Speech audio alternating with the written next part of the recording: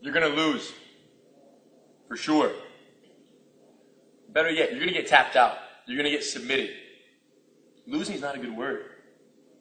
Losing is not a good word. It depends. We want you to love losing, but really, we should be saying we want you to love learning, because losing is learning. If you go about it right, if you have the right mindset. Yeah, every time you lose, you got to smile because like, wow, this move was sick. That's one way to look at it, for sure. Appreciate it. Yeah, I think there are 3 ways to look at it, that at least we've seen with our students here. Number 1, you get arm locked. Wow. You're like, darn, that shouldn't happen. Let's go again. Let's go again. Yeah, let's go again. I made a mistake. That's someone who sincerely believes they should not have lost, and that losing was a shot to their ego, and they can't let it happen again. That's one way to look at it. Second way, you catch me in arm lock? Whatever. He owns a black belt. He's supposed to catch me. Let's go again. That's complete opposite, right? That's like completely carefree, careless about the defeat, and so careless that you don't benefit from it. There's another way to go for it. Let's say I'm here, I grab heat on, boom, wow, wow, that was fascinating. I grabbed him, thought that I had control of him. He used my grip against me. Dang, that was tight. For sure, I'm not going to grab him like that anymore. And if someone grabs me like that, I'm going to use that. You see the difference? The same thing happened 3 times, but there's 3 ways to look at it. Which one is the best? A, B, or C? C, of course, you guys. So the bottom is, become fascinated. When something works on you, say, wow, that was incredible. It worked against me. And absorb from that. Absorb. Derive the lesson. If it worked on you, it's a pretty good technique.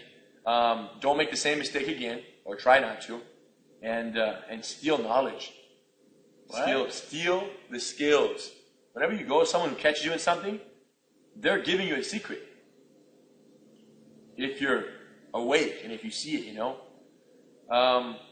Cardiovascular health, your heart, boom, boom, boom, is sometimes, from what people tell me, is sometimes measured.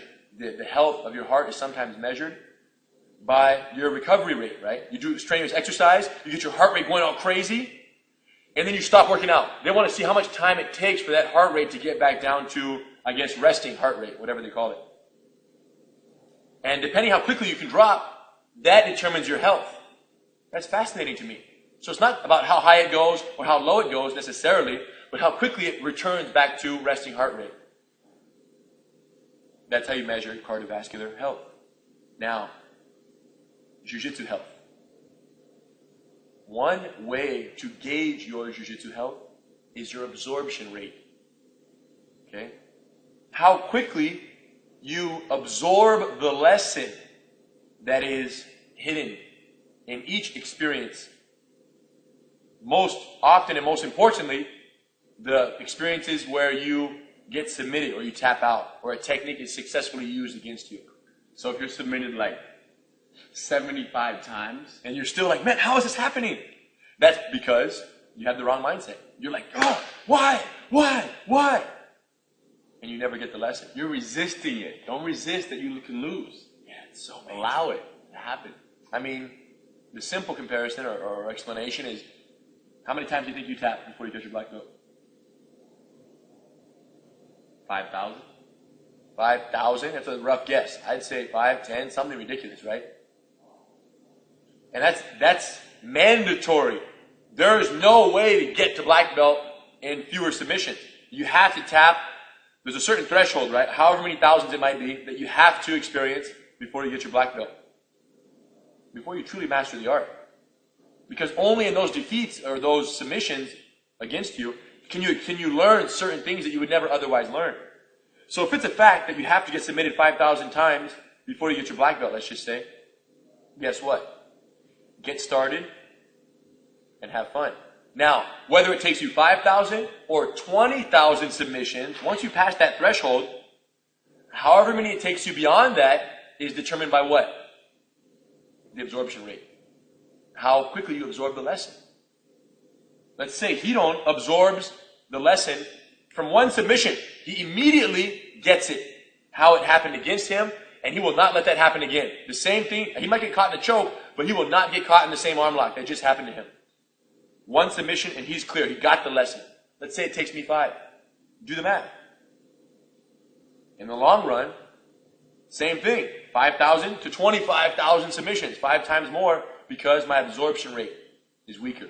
So we have students who climb the ladder very fast because of this. Yeah, they absorb when we catch them. It's so crazy. They really absorb it.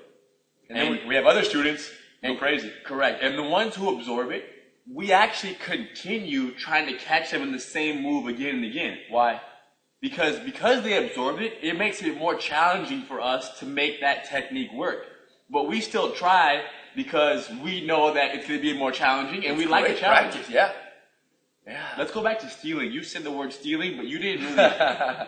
Stealing, if you're sparring with someone and they're about to catch you in a technique. Yes. And you go crazy and you escape. Right. You might not have absorbed what they were about to do to you. Right. Now, because if I ask you, hey, how did you escape that move? Or what were they going for right there? Right. You don't even really know. But if you feel them working on something, sneaky, you don't even know what it is, act as if you want to get out, but let it happen. Yeah. And then you get to steal that setup. We say steal, but it's not illegal. It's totally legal. It's just taking the technique without them really knowing that it was taken. Think about it if they knew that you were only letting them win so you could learn their trick. Right. They might not even want to go for it anymore. But you don't tell them that. You act and you lose. You're like, oh man, what was that? So crazy. Sometimes you do what Hiro's saying, which is you create just to be able to absorb their technique or steal their technique. Other times, you're going full speed sparring where you really want to win. And this happens with us. We're going, both of us, going full speed, making our thing happen, sparring in full effect, and we get cut.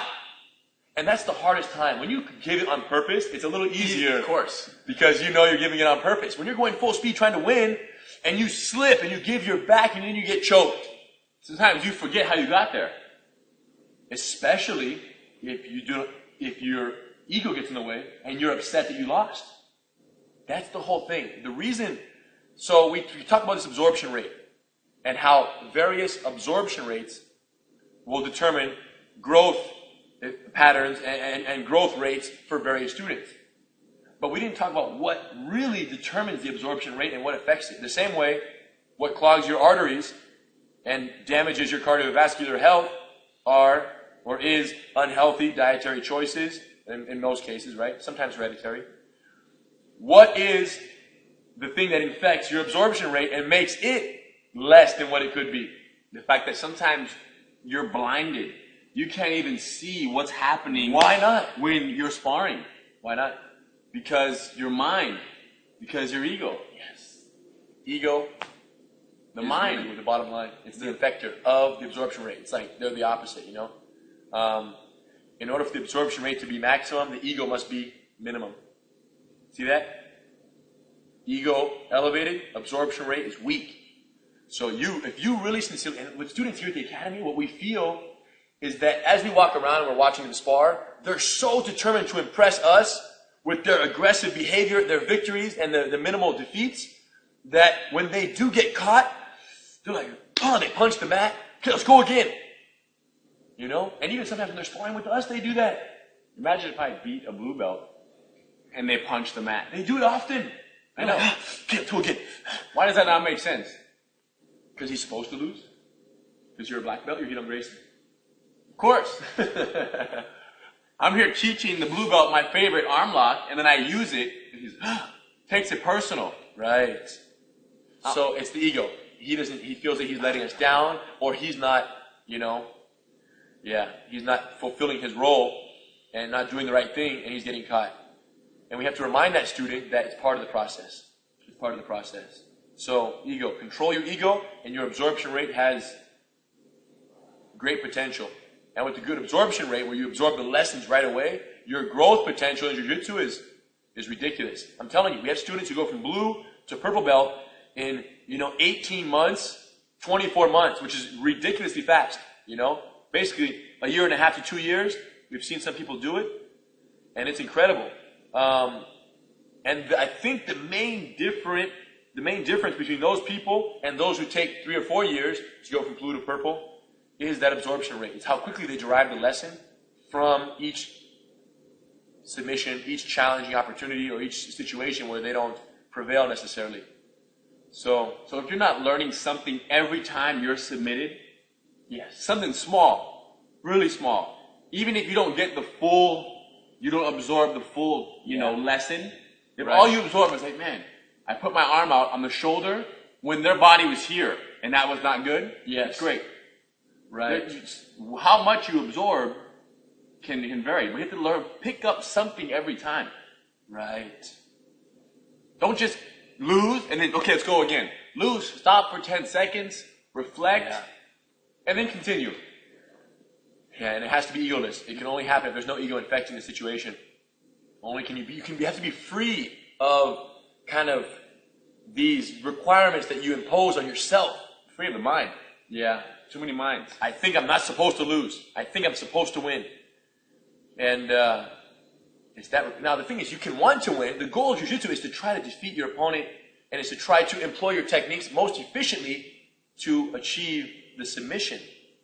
But if it's achieved against you because someone is a little bit tighter in their execution, you can't let your ego get in the way. You have to say, wow. And that's pretty much all we mean is trace your steps back. Say, how did I get caught in this hole? You know? How did that happen? I was in the bottom of the mount. I thought about escaping this way, but then all of a sudden I was arm locked. What happened between that escape and the arm lock that I didn't recognize and that I will recognize the next time around? So that's kind of the mindset that we're after here. And basically you have to learn to love losing. But then again, it shouldn't even be called losing. Like we said, it should be called learning, because it's the only way to learn some things. You can only be learned by them being used against you and you deriving the lesson from the experience. Anything else about losing?